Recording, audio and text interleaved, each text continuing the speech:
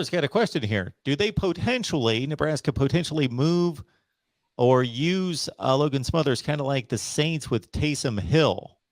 That's another good question. I think right now, with what you see with Nebraska bringing in with Casey Thompson and Chubba Purdy, yeah, I mean Logan Smothers might be the odd man out right now, and maybe you do want to think about moving him because he is that type of a guy, and just dare I have to bring up Luke McCaffrey, who actually was I think last week in the news because he just made the jump from quarterback to wide receiver,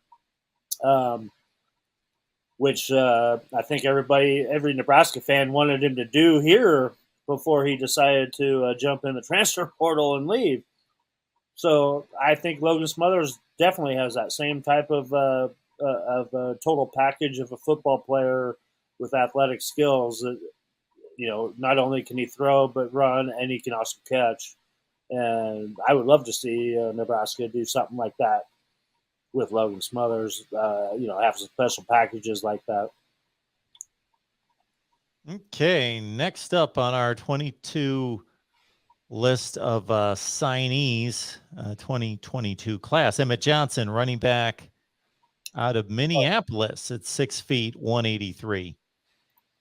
Yeah, he'd been the one guy that Nebraska had committed for a while, and you were wondering if they were going to add anything else stable, but he's another guy that you turn his film on to, and I mean, it's like every other play's a touchdown. It seems like, and another guy fits that same mold, and going to add a lot more competition into that room again with this infusion of talent into the running back room. And obviously, we've already talked about it quite a bit. It's a pretty loaded room right now, and you can't wait to see who the front runner is coming out of spring ball here. All right, tight end strong, and gets stronger with the addition of Chase Androff out of Lakeville, Minnesota at 6'6", 230. Yep, another Minnesota product, another big-bodied guy that does a real good job blocking from his high school, and has got some soft hands and can make some plays. And he's another guy that he's been committed for an awful long time. He was one of the first 2 or 3 commits in the class, and he's stuck with Nebraska. And hats off to Coach Sean Beckton, the tight ends coach, who in my opinion, might be one of the most underrated coaches in the country, and deserves a lot of accolades, and probably should be considered for some higher coaching positions than just tight ends coach for a Power 5 school. Great guy that recruits the heck out of the state of Georgia. But if you're around Coach Beckton, he knows what kind of guys that he likes, and he's been pretty successful. And some of the tight ends that he's got to come here in Nebraska, and how he's developed. I mean, he developed Austin Allen into an NFL draft pick. So I think Chase Androff's right there in that type of company, and can be a heck of a player down the road. Got another tight end coming in. This one from California in Brody Tagaloa out of De La Salle, California.